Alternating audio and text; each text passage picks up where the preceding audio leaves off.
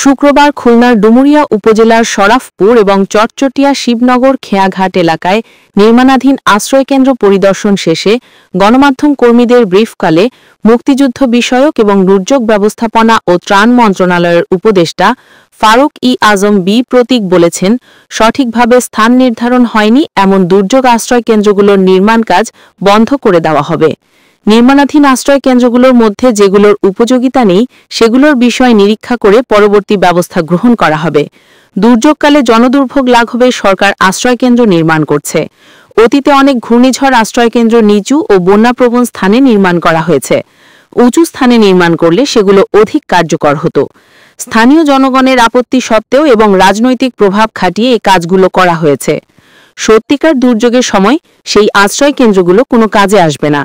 জনগণের জন্য সুবিধা হয় এমন স্থানে ঘূর্ণিঝড় আশ্রয় কেন্দ্র নির্মাণ করতে হবে।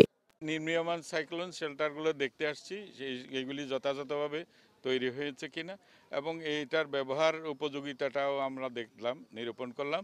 স্থানীয় অধিবাসীদের সাথেও কথা বলেছি, তারা এইটা ব্যবহার করবে। এটা মাদ্রাসার তত্ত্বাবধানে এখানে থাকবে আর এলাকাবাসী সবাই এটার উপকারভোগী হবে। দুর্যোগের সময় শেল্টার হিসেবে থাকবে আর দুর্যোগ পরবর্তীকালে এটা কমিউনিটি সার্ভিসের জন্য এখানে সবাই ব্যবহার করতে পারবে। এইটার নির্মাণ কাজটা যথাযথভাবে হয়েছে কিনা সেটাও আমরা নিরূপণ করলাম এবং এটার কতটুকু উপযোগিতা মানুষ নিতে পারবে সেটাও আমরা নিরূপণ করলাম।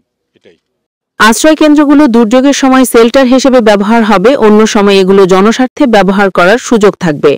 2025 সালের ডিসেম্বর মাসের মধ্যে নির্মাণাধীন আশ্রয় কেন্দ্রগুলো নির্মাণ কাজ শেষ করার জন্য সংশ্লিষ্টদের নির্দেশনা দেন উপদেষ্টা। পরে উপদেষ্টা বাগেরহাট জেলার বিভিন্ন দুর্যোগ আশ্রয় কেন্দ্র নির্মাণ কাজ পরিদর্শন করেন।